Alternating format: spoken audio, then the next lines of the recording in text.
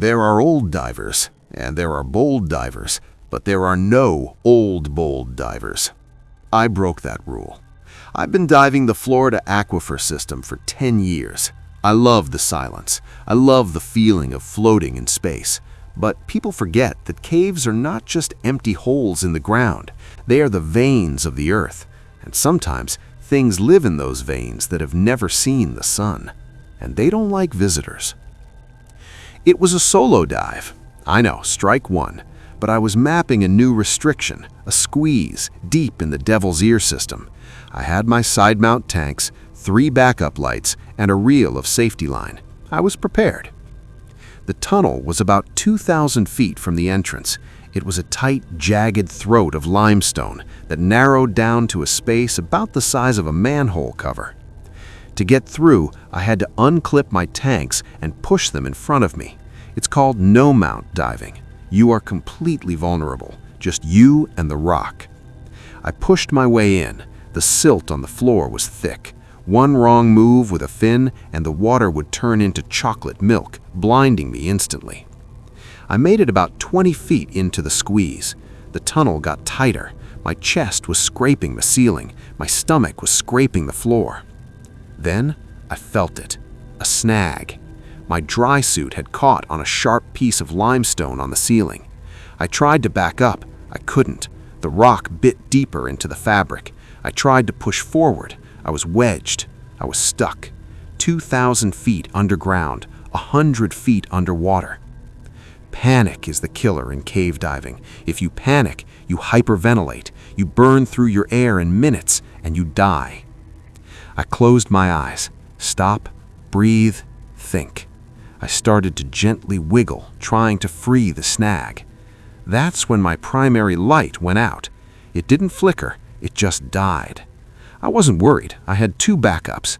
I reached for the secondary light clipped to my helmet. I clicked the switch. Nothing. I felt a cold knot in my stomach. I reached for my 3rd light, the emergency backup in my pocket. I clicked it. Nothing. 3 independent lights, 3 separate batteries, all dead at the exact same second. That is statistically impossible. Now I was in total, absolute blackness, the kind of darkness that you can feel pressing against your eyeballs. I was wedged in a coffin of rock, blind. And then the water changed. Caves usually have a flow, water pushing out toward the entrance. I was fighting that flow to get in, but suddenly I felt a surge of water pushing against me, pushing from deeper in the cave. Something big was moving in the tunnel ahead of me. I froze. I stopped breathing. Maybe it's a current shift, I told myself. Maybe a rock fall. Then I felt the vibration. It came through the rock floor into my chest. Click, click, click. It sounded like claws on stone. It was getting closer. I was blocking the only exit. Whatever was coming down that tunnel had to go through me to get out. I started thrashing. I didn't care about the suit anymore. I yanked my body backward, tearing the fabric. Cold water rushed into my suit, soaking my thermal underwear. I moved maybe an inch. The presence was right in front of me now. In the pitch black, I felt the water displacement on my face. It was inches away. And then something touched me. It wasn't a fish. It wasn't a rock. It felt like a hand. But it didn't have skin. It felt slick, rubbery, and cold, much colder than the water. The hand slid over my mask. I felt long, thin fingers exploring the glass. It tapped on the lens. I screamed into my regulator. The bubbles roared past my ears. The thing recoiled for a second. Then it did something that defies physics. The tunnel was tight, barely enough room for me. But this thing, it didn't turn around. It flattened. I felt it slide underneath me.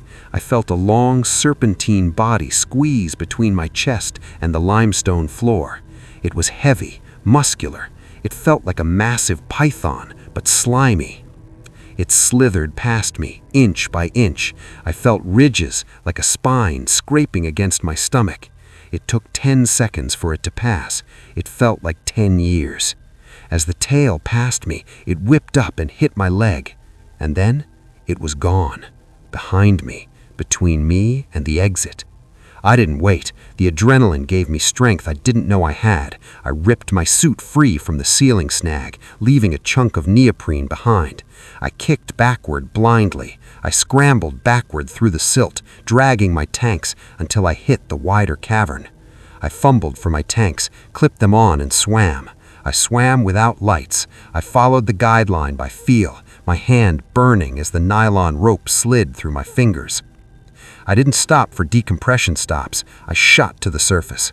I dragged myself onto the wooden dock at Ginny Springs. I ripped my mask off, vomiting water and bile.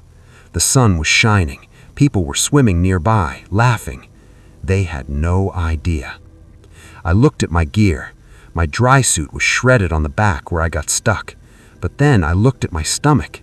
The front of my suit, the heavy-duty Cordura fabric, was covered in slime, a thick, gray, translucent mucus that smelled like ammonia. And burned into the fabric were scratches, 3 parallel lines. They weren't limestone scratches. They were claw marks. I sent the slime sample to a friend of mine at the university. He ran a DNA sequence. He told me the sample was degraded, but it shared genetic markers with Anguilla rostrata, the American eel.